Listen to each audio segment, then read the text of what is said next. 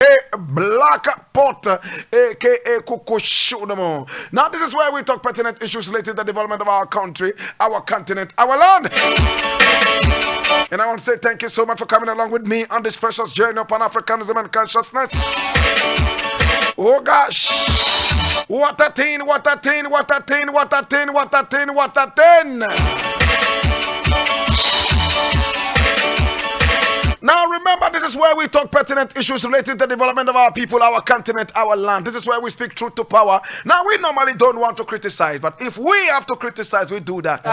I will do that with all passion. This is the show where we differentiate between politics and patriotism. My God have mercy. Now myopic minds will think we're doing politics, but those who know what they know and know exactly what we're doing know that we are being patriotic and we are exhibiting patriotism. My name is Blakk Rasta. There's a thin line between politics and patriotism, and only people with vision can see that. What we do on this show is patriotism. We talk pertinent issues related to the development of our people, our continent, our land. This is where we speak truth to power. Oh gosh. And I'm most excited. All right, so we go straight to the point because we have so many different things to talk about. Now, my brother, my sister, I want to look at the year of return and the so-called beyond the year of return. Now, a couple of friends called me from the United States of America over the weekend, and what did they say? They said, listen, Blakk Rasta, you've always been talking about us returning to Ghana. Now we came to Ghana, and we experienced a lot of terrible things. Now, a lot of the people who came into this country have gone on social media to talk about their experiences in this country. Apart from talking about high rent and how everybody is trying to milk you just because you are coming from America or some other such place.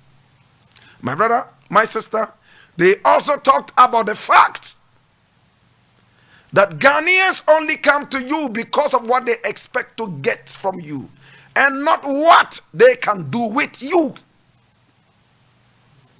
Now, those of you who have time to go on the internet and check out some of these vituperations coming from our own brothers and sisters from the diaspora. Now, a time will come when you will play back some of these messages we give to you every now and then. And to the myopic-minded people and visionless people who cannot see that we are playing patriotism and not politics, they will get to know at a time that it will be too late for them. My brother, my sister, you institute a very beautiful vision of the year of return. One of the greatest achievements of Nana Akufo-Addo. My brother, my sister, free SHS is good.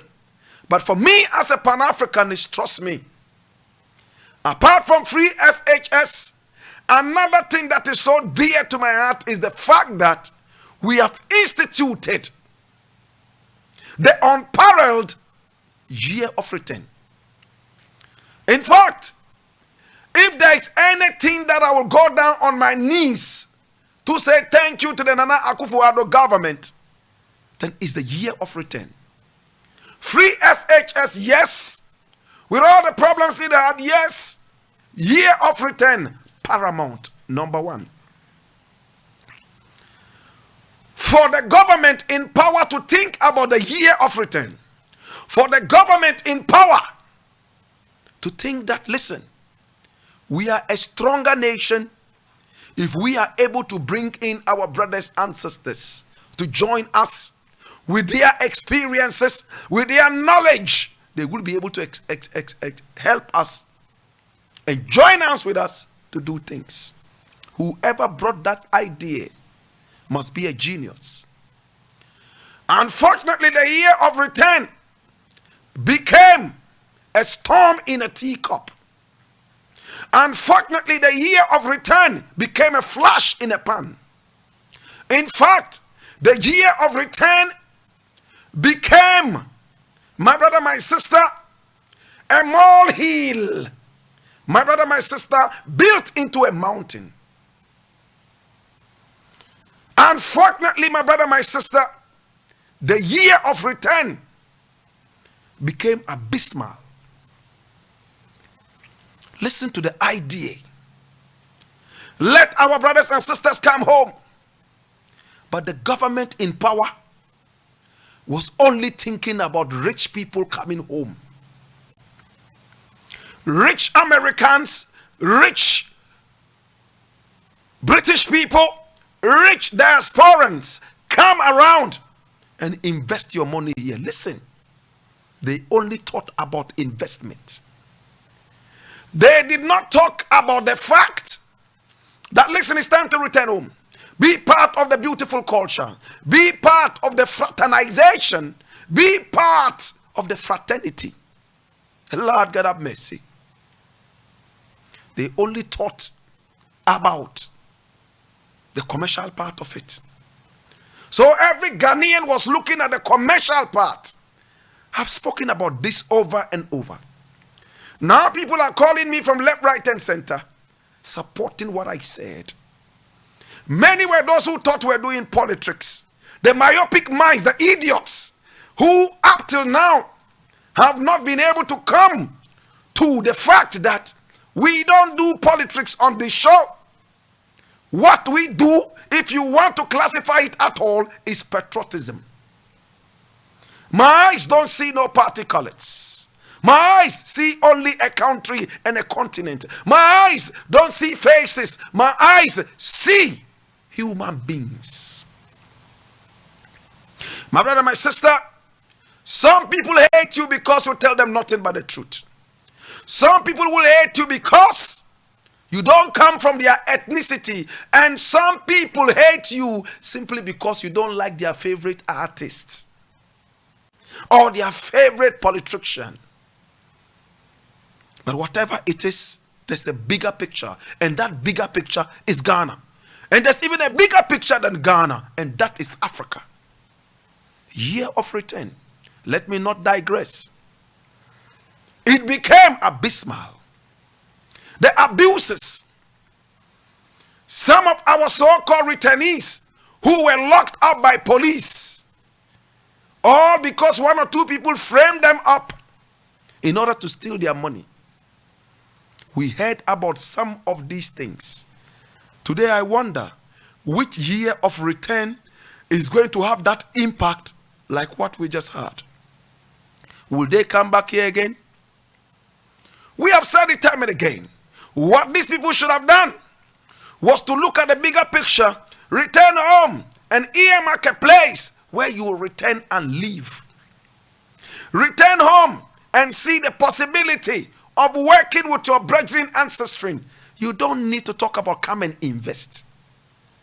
Of course, when they are coming home, they are coming in with whatever they have. And if it's conducive for them to stay, they would invest. You don't need to tell a thirsty man to go drink water. As long as the water is available, he will walk to it and drink it. Don't be childish. Oh, come with your money. Come and invest. That is childish. Tell the man to come and enjoy the beauty of the land. Come and be part of the culture. Come and connect with the ancestral spirit. Come and see what is on our land. The land that belongs to you too. Now, when they have a belongingness to the land, then they can open up and invest whatever they have. Not only the money, their time, their energy, their spirit. But we messed it up. Today, all over the internet, people are saying terrible things about this country. How people are dishonest to the core. The few sisters who came here hoping to find love, they were swindled by 419 love birds. They were swindled left, right, and center by guys who just go around treating women bad. I wonder what opportunity you would have again. As for Mr. President, he thought about a great thing, but those who implemented it had no brains.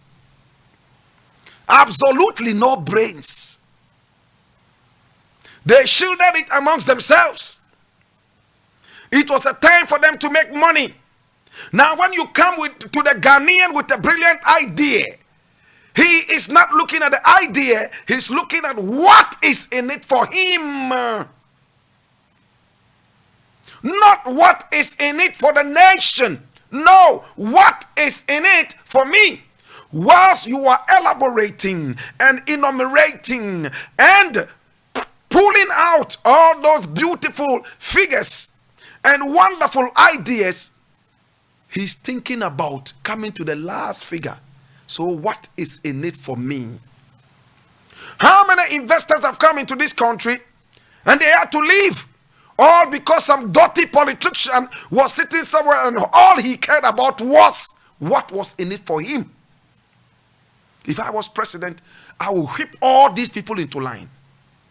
If I was president of this country will be one of the best in the whole of Africa. Look, we need to deal with this greed. We need to deal with the dishonesty. Leaders come into power and all they do is to cheat the people and be dishonest to the people. And when election is coming again, they recycle the same trash and give to the people who have been trained not to be critical thinkers. How many people in Ghana think critically? How many people in Ghana even think at all? How many people in Ghana think? The brains we have in this country, they are brains for dishonesty and cheating. The brains we have in this country, they are brains for cheating. The brains we have in this country, we are looking for the next victim, the next prey that we can devour and go home and laugh and say that we are wise. Right from the top to the bottom. Our educational system is so empty. We are not teaching the children to think. We teach them to accept. 1 + 1 is equal to 2. That is it everywhere. If you dare ask a teacher why 1 + 1 is equal to 2, he will ask you to go ask your mother, ask your grandmother, ask your grandfather, your mother. I remember how to leave the science class because a lot of these things our teachers could not teach us.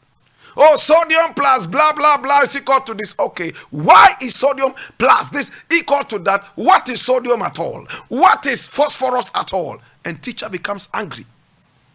He's angry that you are asking him what sodium is. Why is it that when you add sodium to this you get that? What has gone in? What is that? He's angry. My brother, my sister, our educational system is so empty. I have taught in America. I have taught in some other countries, including Guyana. And my brother, I see people who think. When I am teaching, the line of questioning in America is different from the line of questioning in Ghana. In Ghana, whilst you are busily teaching, they are looking at their watch, waiting for the break time so they can go out there and eat comic and kena. Yes, you can go on break, but your mind should not be on the break. Your mind should be on what I am teaching you. At the end of the day, they only chew and pull. My brother, my sister, it is an educational system that teaches the people to accept and swallow hook, line, and sinker rather than critically thinking. A country of over 30 million non-thinkers, no brains. You have brains yet you can't think. And religion has come in to make it worse. A lot of these religions teach you to accept without questioning. A lot of these religions encourage you to behave like a zombie. A lot of these religions, my brother, my sister, some of your big spiritualists, they know next to nothing. What is religion if you cannot question? How did you even accept the faith in the first place? You want to compare it to other faith, think critically, and then fall on one. But once people are born into a certain religion, it is hard for them to live because they refuse to think. In Africa, when you are born into a certain culture, a certain religion, In fact, 99% of the people remain in it and refuse to move and refuse to even listen to any other thing because they can't think. No thinking. No thinking. It is not like that in America. It's not like that in England. It's not like that in China. You can be born into a certain culture and a certain belief system. But as you grow, you put into action your subconscious, your consciousness, my brother, my sister, together, knowing very well that your subconsciousness is even 10,000 times stronger than your conscious mind. It's too deep for somebody to understand. You see, when somebody starts teaching you something, he might not tell you that he's teaching you, but from the way you are talking, subconsciously, you are absorbing it. Absorbing it. Your subconsciousness is and it's more than 10,000 times stronger than your conscious mind. That is why you see people doing some things they don't normally tell you. Before you realize you are accepting that kind of thing because your subconsciousness is picking it up without you knowing. If you don't think, you are worse than an animal. If you cannot question things, then it's terrible. My brother, my sister, I'm going to find time and go deeper into this. But Ghana, you have disappointed the diaspora. You have disappointed the people. You don't think. You have no brains. Better still, you have brains, yet you don't think. You are too corrupt. You are too dishonest. Nobody wants to trust you anymore. When you are able to cheat or deceive a man, it's not because he's stupid, but it's because he trusted you too much. When will this country grow? It will only grow when we grow critical thinkers. You don't think. Whatever they tell you is what you swallow, hook, line, and sinker. Some of us don't even have the ability to think. We have become so morosed. In fact, so morosed that we are running like mongooses. Please, I beg you, you have brains. Think. When you go to the mosque and Malam tells you A, B, C, D is equal to D, please think about it. If it sits down well with you, you're okay. There's one thing Islam says that I like. It says that when you are confused and you are at the crossroads, you don't know whether what you're about to do is good or bad. Islamically, let your conscience advise you. What is conscience? Brains! He's encouraging you to think. Now leave that one and go to the Bible. When Jesus Christ came, what did he do? He abandoned and destroyed all the bodily framework of all religions and decided that you should have a personal relationship with your God. No need to now go after priests and friars and who with a lot of goats and sheep and bears in order to atone for your sins. He said, develop a direct relationship with your God and go to your God yourself.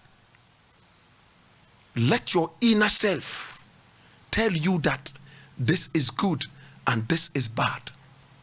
What is the inner self? Brains! Think. Don't just swallow everything. Hook, line, and sinker. Think, my brother, my sister. It's only thinking. A man without brains is a walking corpse. Walking corpse. Looking for the next grave to hide himself. I leave this here and I go quickly. This is related. Now I'm reading something on my Joy Online, and it's about Martin Amidu, the special pretender.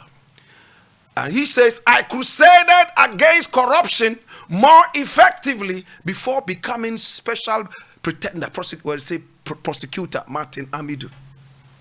And listen, this one was published today at 12:31 p.m. on my Joy Online. I read. It says, oh my God, what is the story? My brother, my sister, in this story, the special pretender is saying that, listen, He has worked so hard as a human being. And he has been able to do a lot of things, especially before he even got an office. I read.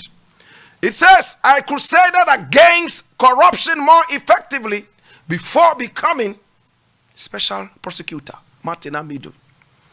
Special prosecutor Martin Amidu says he used to crusade against corruption more effectively before his appointment by President Akufo-Addo. Having earned the nickname Citizen Vigilante for his no-nonsense stance and campaign against corruption, particularly in the NDC administration, the retired public officer was given his new position in February 2018. With almost 2 years under his belt, Mr. Amidu is yet to complete a case or prosecute any of the numerous alleged cases of corruption involving politicians of the previous and current government, as expected by many Ghanaians. The situation has resulted in various criticisms, with organizations such as the Alliance for Social Equity and Public Accountability, ASEPA, demanding his removal from office for incompetence. But touching on the subject in his caution statement to former President John Mahama, the special prosecutor said he did not need a public office to fight corruption. I used to crusade against corruption more effectively before accepting to be appointed as a special prosecutor. I do not need any patronage, and I do not think the office of the special prosecutor as an independent statutory anti-corruption agency needs one. The country is not a milking cow. It is for the people of this country, particularly the downtrodden, the poor ones. I am saying that this is my position, and it will be, no matter who becomes the president of Ghana, rubbish. Rubbish. This is your special prosecutor. This man is a letter writer. He should be at the post office waiting for editors to come and tell him what to write, letter writing in the days. This is rubbish. This is your special pretender. Listen, the man says he used to campaign and fight against corruption better when he was out of the office. Before accept. So what has made you not to be able to fight corruption again? Is it because you accepted the office? Listen to what he's saying. Before you came into office, we all were so happy that you were a no-nonsense man. You were going to make it work. You were blah, blah. You came into office and you are so docile, so limbless. Martin Amidu. And he still has the guts to labber his mouth, talking back, all over the thief. Talking was an achievement. Martin Amidu will carry the whole world on his head. I'm so ashamed that he's not keeping quiet. Look how much noise this man made. Nana Addo, God bless you wherever you are. He decided to bring an NDC man, an opposition man, to whip his people into line. And special prosecutor became special pretender. And when you talk, they say you have no respect. These are people who are qualified to be your father or your mother. But listen, my father, if he does not treat the country the way the country is supposed to be treated, he needs not to be spared the flag. Think about it. Listen. He used to fight corruption better or even more before he got into office. He doesn't need any office in order. So why did you not reject the office? To say that I will still fight corruption without this office. For me, you were a better talkative. When you were out there, now you become a worse one. And if you read further, he's warning Mahama not to go around campaigning that when he comes into office, he will retain him. As for Mahama, sometimes he makes some utterances and I'm shocked. You are going to retain this man? Mahama, you are going to retain Martin Amidu. A special what? No vision. No vision. A man who was flopped like a limbless whatever. You are going to retain him when you come into power. So you are waiting for Nana Addo to set the example for you to come and follow. I'm ashamed. Mahama wants to retain Martin Amidu, a limbless barking something. Who has he been able to prosecute? According to this My Joy Online report, who has he prosecuted? Whose case has he been able to finish? And you want to retain him so that he will continue to be limbless whilst corruption thrives, right? You see? You see? You see? This man was part of the NDC. Atamils kicked him out, and you all sat back and watched. Now Nana Addo has made him relevant in one way or the other, relevant in quotes. And you say when you come back into power, you will retain Martin Amidu. Oh, my brother, this man is a bully. Martin Amidu is nothing but a bully. Shouting at people to respect him. Shut up, respect me. Shut up, respect me. Hey, respect. Respect is not shouted for. Respect is earned. Look how corruption has swallowed us neck deep. Yet this man is busily writing letters, writing, as if he wants to be postmaster. Critical thinking. Think. Don't wait for your favorite politician to speak and then you go to the gallery with that. Nah. Think. These are the people who are spoiling the country. Look, at the beginning of this whole thing, when they said Martin Amidu was coming, I interviewed his chief, his village chief from Sandema. We played the tape on this show. I could play it back right now if you want to hear it again. What did he say? Martin Amidu cannot be corrupted. He is going to deal with the system. He is going to do this. He is going to do this. What has he done? Not even a fly has been prosecuted to a full case. To God be the glory. My brother, my sister, it's been the Blakk Pot. And today we have a lot of things to talk. But now I look at the time, I just know that, well, it looks like we have to go. And when we return, we will look at it again very, very, very, very, very, very seriously. Remember, we speak truth to power. We don't like to criticize, but if we must criticize, we will criticize with the last passion we have. Because we want the country to be better. We want the country to move forward. All men and women must go back and rest. How many of you remember Mo Ibrahim? How many of you remember Mo Ibrahim? The Sudanese businessman, the millionaire, who was put aside hard-earned money to encourage democracy and good leadership in Africa. Mo Ibrahim. For some years, he has refused to give the money out because he says he doesn't find anybody qualified to take that money in the whole of Africa. Listen to what Mo Ibrahim has to say about African governance. And I need you to open your ears and listen with rapt attention. We are not joking. Listen. Half of our people here are below 20 years old. Yes? Look at the average age of our presidents. It's about 63, 64 years old. We're the only continent in the world where we have presidents at 90 years old starting new terms. I mean, you guys are crazy or what?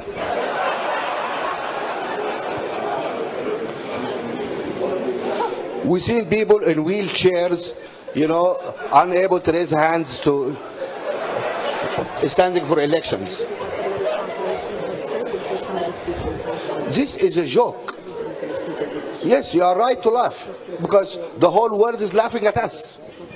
You know, I always say, I mean, you look around you. You look, United States, an economy of $15, $16 trillion.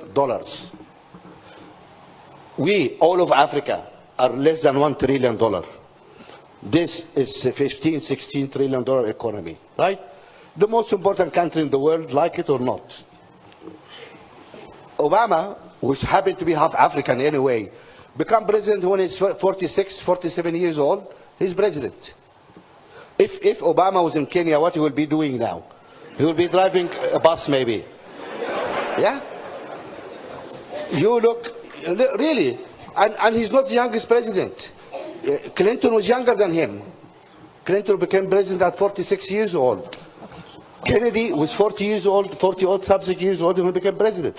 Why these big countries, much bigger than us, entrust their economies, their nuclear weapons, their oil resources to people who are in their 40s?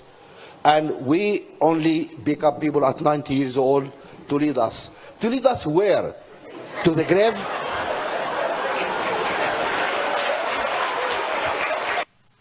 To lead us where? To the grave? People sitting on wheelchairs, they can't even raise their hand because they have been stroked. Stroked. Suffering from stroke. Sitting on a wheelchair. He can't even raise his hand. He's being wheeled in a chair all the way to the polling station for him to put a shaky thumbprint on the box. 90-year-olds are presidents in Africa. And Mo Ibrahim is asking, where are you leading these people to? You choose 90-year-olds as your leaders. Where are they leading you to? To the grave? America, which is an economy of about $15 trillion, according to Mo Ibrahim, is choosing younger people. Clinton, Obama, and the rest. And you are busily putting the Paul BS there, 94-year-olds. Huh? Guinea, look at what is happening in Guinea. Look at what is happening in the Ivory Coast. Because the young ones have been taught not to think. If Obama was in Kenya, he would have been a bus driver. He's not ready to think. He should start thinking when he's 90. Then he can run for presidency. As long as you are young, you have no right to run for any presidency. You have no right to be a leader. In our society, young people must shut up when old men are talking. You refuse to think. You are not made to think. You are made to accept everything. No wonder they are making you drink bleaches in church. They are making you bring stones and guns and ammunition to the church to kill the devil that you can't see. Hallelujah. To God be the glory. I appreciate you. Ghana shall prosper. One day, we shall all learn to think. But until our nation, my brother, my sister, decides to build a nation of critical thinkers, we will all be a 30 million nation of walking corpses. Yes, remember that.